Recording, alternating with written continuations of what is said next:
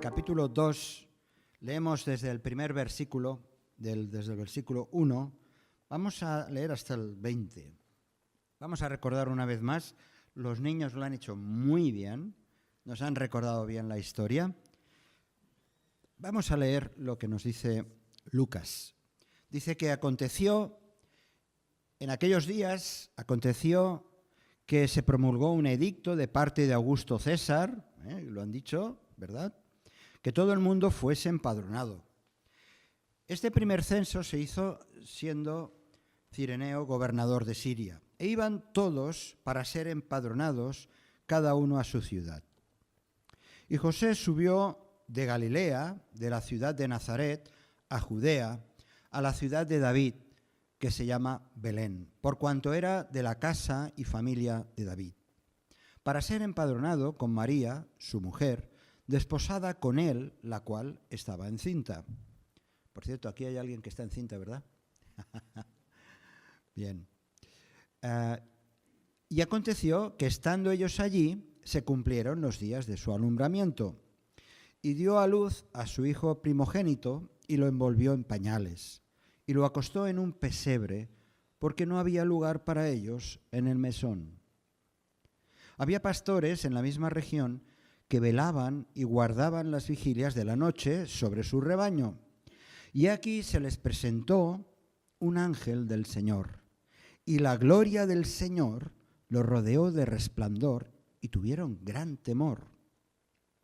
Pero el ángel les dijo: no temáis, porque he aquí os doy nuevas de gran gozo, que será para todo el pueblo, que os ha nacido hoy, en la ciudad de David, un Salvador, que es Cristo el Señor. Esto os servirá de señal. Hallaréis al niño envuelto en pañales, acostado en un pesebre.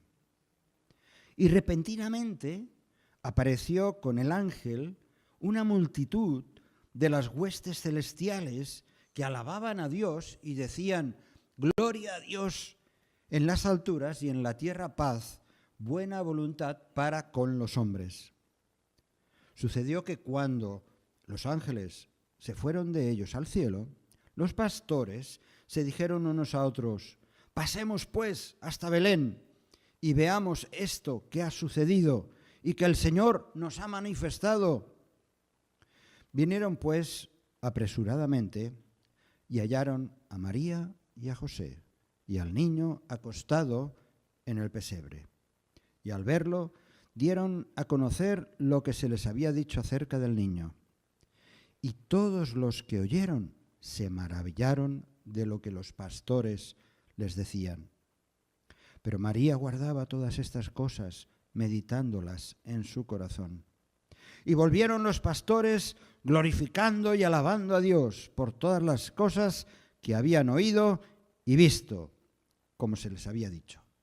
Amén. Hasta aquí esta parte de la lectura. Bendita la noche, bendita la noche.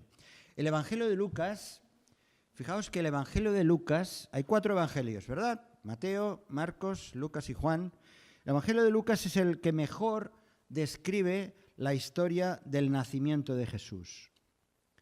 Porque el evangelista de Marcos, cuando vamos al Evangelio de Marcos, empieza hablando de Juan el Bautista. Y luego vemos que más adelante habla incluso el Evangelio de Marcos, habla ya del bautismo de Jesús. Así que Lucas ya es un poco más detallista, ¿verdad? Porque el Evangelio de Mateo también empieza con toda una genealogía de Jesús, o sea, los antecesores, los antepasados de Jesús. Y Mateo, en realidad, hace un resumen muy cortito del nacimiento de Jesús. Y el Evangelio de Juan, pues empieza con un contenido teológico, ¿no? En el principio era el Verbo, y el Verbo era con Dios, y el Verbo era Dios. Y luego, más adelante, el Evangelio de Juan, después pasa a hablar de Juan el Bautista. O sea que el Evangelio de Lucas, el que hemos leído, es el que nos da más detalles del nacimiento de Jesús. Así que esos detalles que nos da Lucas también nos ayudan a ver cómo Dios lo ha planeado todo hasta el mínimo detalle. Y Lucas habla desde la anunciación de María, diciéndole, tú vas a ser bendita entre todas las mujeres y vas a ser nada menos que la mamá del Mesías, la madre del Mesías. Y luego habla de la presentación de Jesús en el templo, también, porque era costumbre en aquel entonces, también habla de la presencia de otros personajes como Elisabet y Zacarías, habla de Juan el Bautista y aparecen después, como sabéis, los magos. Pero finalmente lo que da contenido al Evangelio de Lucas es el nacimiento de Jesús. O por lo menos vemos que entre esos detalles, esta historia que es tan conocida y repetida, hay algo diferenciador también en esta historia. Es que eso ocurrió de noche. O por lo menos, no sabemos a qué hora nació Jesús. No sé si tú te acuerdas a qué hora naciste. Bueno, tú no te acordarás, pero a lo mejor te lo dijeron tus padres, digo yo. ¿Sabes si fue por la noche, por la mañana? Bueno, lo que sí está claro es que esa noche ocurrió algo muy especial. Y por lo menos fue anunciado a los pastores ese nacimiento. Dice, a ver si esto funciona. Sí, no, aquí, vale. Dice que había pastores en la misma región que velaban y guardaban las vigilias de la noche, es decir, las horas de la noche, guardaban su rebaño. Podría haber sido de día, ¿verdad? Esa manifestación de parte de los ángeles, como vamos a ver, pero fue por la noche. Tenía que ser precisamente por la noche para manifestar la gloria de Dios en ese punto del planeta Tierra y en ese lugar desconocido para el resto del mundo, como era Belén, pero también especial en los cielos. La noche. La noche siempre ha estado relacionada un poco con el delito. La noche está muchas veces relacionada con ese mundo sórdido, ese mundo tenebroso, con las prácticas más turbias e inmorales. Hasta es mencionada, la noche es mencionada en la segunda venida de Cristo, porque dice que Jesús vendrá como ladrón en la noche.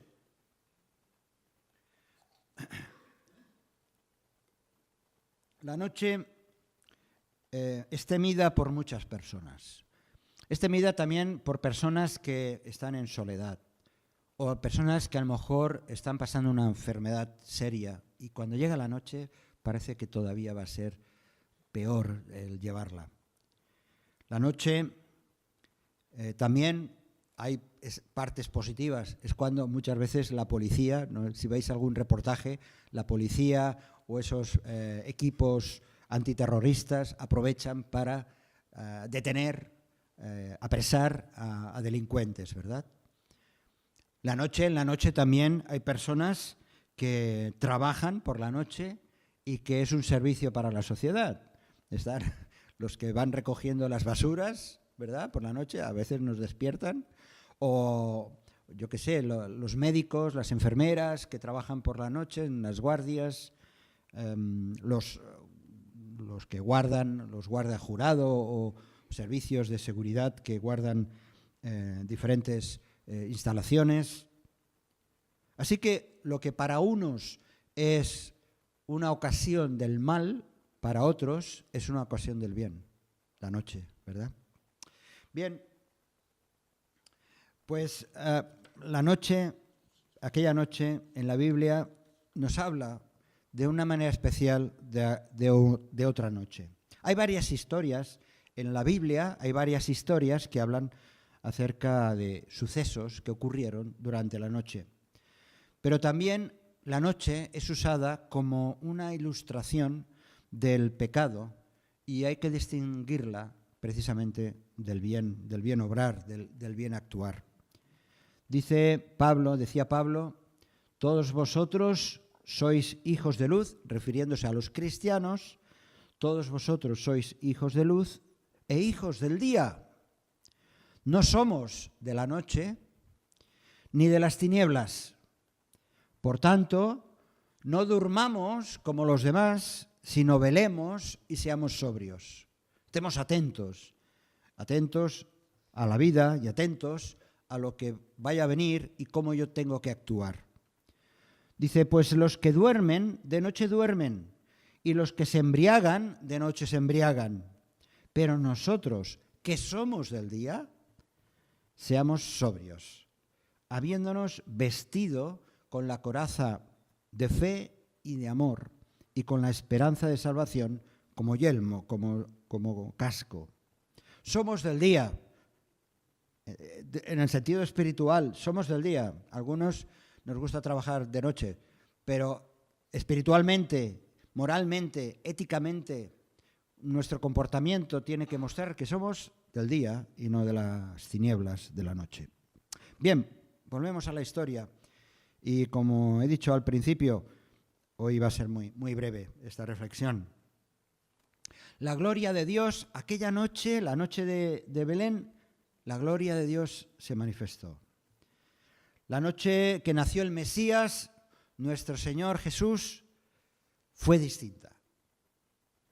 Lo que ocurrió en las afueras de Belén, de esa población pequeñita, muy pequeñita, fue muy diferente de lo que a lo mejor estaba ocurriendo en el palacio, en los festines, con las juergas que a lo mejor tendrían en el palacio en Jerusalén.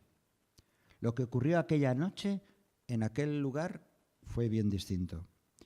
Y con los pastores, que hemos leído la historia, que la conocemos, hubo dos fases, dos momentos en la manifestación de la gloria de Dios.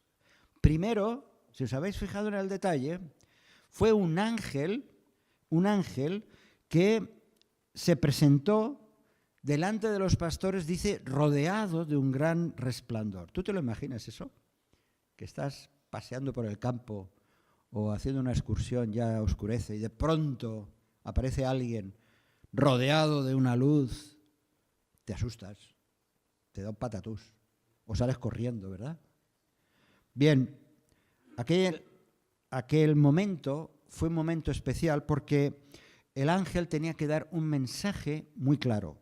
Es decir, había solo en esos momentos el ángel para dar este mensaje tan claro que lo conocéis bien. Os doy, le dice el ángel a los pastores, os doy nuevas de gran gozo que será para todo el pueblo, no solo para vosotros, pastores, sino para todo el pueblo. Será de gran gozo que os ha nacido hoy en la ciudad de David un Salvador, que es Cristo el Señor. El mensaje tenía que ser muy clarito. Eran pastores, no eran teólogos, no eran rabís, no eran maestros, eran hombres del campo. ¡Yepa! Llevando el rebaño. Tenía que ser un mensaje bien claro para que ellos lo entendieran. Os ha nacido hoy en la ciudad de David, aquí al lado, en Belén, aquel que estaba prometido, nada menos que el Mesías, un Salvador que es Cristo el Señor. Después, este ángel les da unas pistas, ¿verdad?, a estos pastores. Les dice, mira, lo encontraréis en un pesebre, o sea, en un establo, como muy bien han narrado nuestros queridos niños. Lo encontraréis ahí en un establo, en una cuadra, con peste, en un lugar no deseado, pero ahí está, pero está envuelto en pañales, lo cual nos da una evidencia de que el nacimiento había sido inmediato, acababa de ocurrir. Y entonces, después de dar esto, de pronto, como si lo vemos a veces en esas películas de ficción, ¿no? De pronto aparece, dice, al lado del ángel, una multitud de huestes celestiales, como si vinieran, digamos, desde otra dimensión, ¡flash! Aparece un montón de otros seres espirituales, celestiales, O sea, si el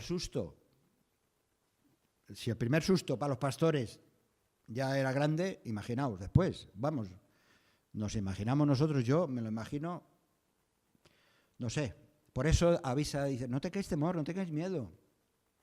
Pues bien, aparece esa multitud junto al ángel,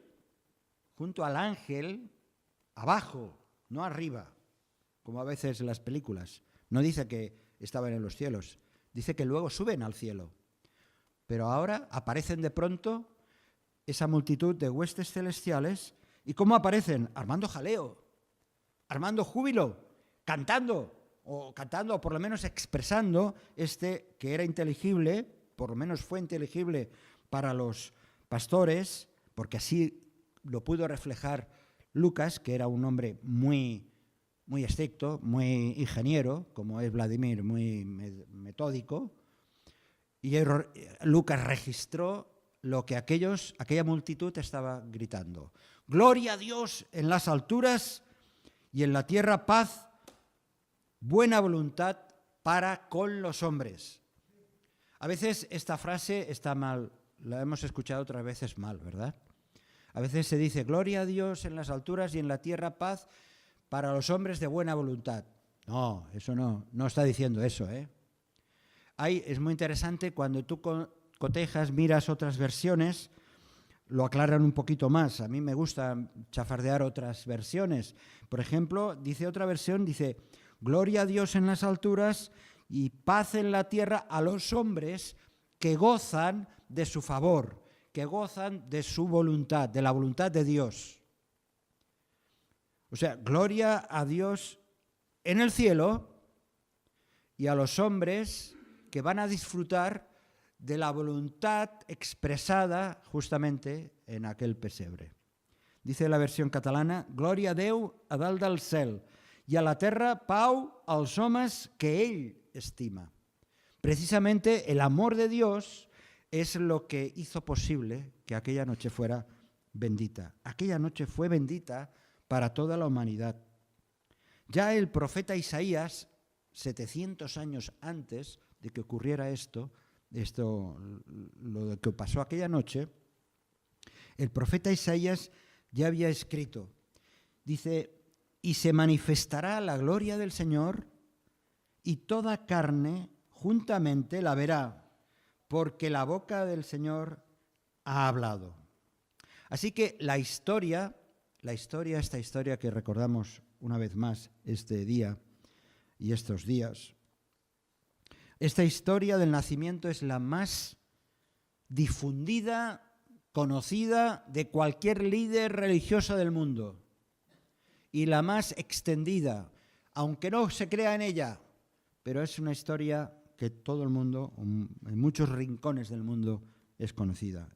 No significa que sea aceptada, no significa que la reconozcan como su salvador personal, pero es una historia que está en la boca de muchas gentes. Así, por lo tanto, ¿cómo no iba a explotar de júbilo aquella multitud celestial que estaba al lado del ángel? Pues claro, ellos eran más que nadie conocedores del amor y de la misericordia de Dios que se estaba reflejando ya en aquel lugar. Por eso era una bendita noche para la humanidad y para ver cómo Dios, ese Dios al cual ellos pertenecían y pertenecen, precisamente es un Dios de amor, un Dios de misericordia. Gloria en el cielo, sí, pero para los hombres paz, porque de una manera definitiva se iba a satisfacer la justicia de Dios. Pero tenía que pasar por aquella noche. Así que podían celebrar toda aquella multitud. Los pastores todavía estarían ahí medio asombrados, pero ellos podían celebrarlo porque el Mesías se había hecho hombre. El Emmanuel, el Dios con nosotros, iba a ser y ya era una realidad.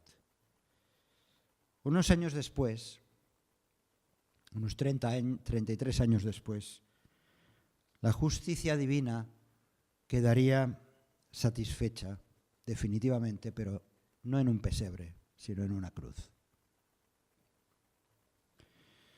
Hubo otro día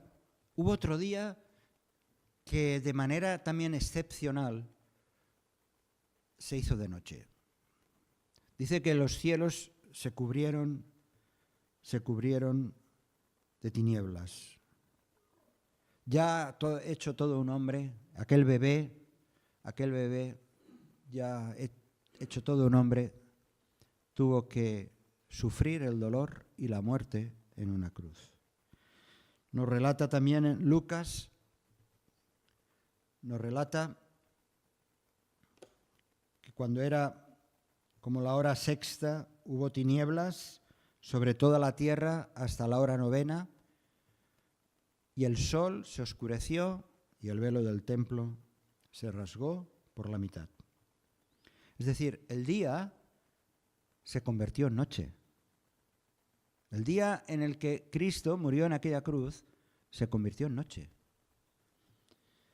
Dice que durante 3 horas, de la hora sexta a la hora novena, se convirtió en noche. ¿Por qué? Porque el pecado de la humanidad estaba siendo cubierto por esa sangre preciosa de Cristo Jesús. Aquella noche fue especial. La noche del nacimiento fue bendita. Y es por eso que nuestro corazón tiene que rebosar de gratitud. Aquella noche representó ya el inicio material, porque desde la eternidad Dios ya lo tenía planeado, desde la eternidad lo tenía ya dispuesto, era su plan maravilloso y único. Aquella noche se forjó la salvación de la humanidad, pero solamente se transforma en bendición si uno acepta esta realidad. La canción que cantaban también Boris y Galina era una invitación a aceptar a Cristo. Porque podemos conocer muy bien la historia, podemos saber los detalles, podemos emocionarnos, podemos cantar villancicos, nadalas, podemos hacer todo eso, pero si ese niño, ese bebé, esa humanidad entregada por nosotros, ese Cristo allí en la cruz, no es nuestro, no lo hacemos nuestro, esa no puede ser una bendita noche. Pero sí, lo es cuando abrazamos a Cristo en nuestras vidas. Así que, sí, mis mejores deseos y nuestros mejores deseos para todos aquellos que puedan escuchar estas palabras o cualquier otro momento que el Señor nos da, pero nuestro consejo es: recibe a Cristo para que también sea tu bendita noche. Amén. Si este mensaje te ha bendecido o te ha ayudado en algo, puedes suscribirte a nuestro canal de YouTube. También conocerás nuestra comunidad, la Asamblea Bíblica del Camp de Tarragona, en Cambrils, España, a la que estás cordialmente invitada o invitado. También puedes seguirnos por las redes sociales. Los enlaces los encontrarás aquí abajo y podrás visitar nuestra página, así como conocer nuestros programas radiales y podcasts de Yum Radio. ¿Qué? ¿Te suscribes ya a nuestro canal?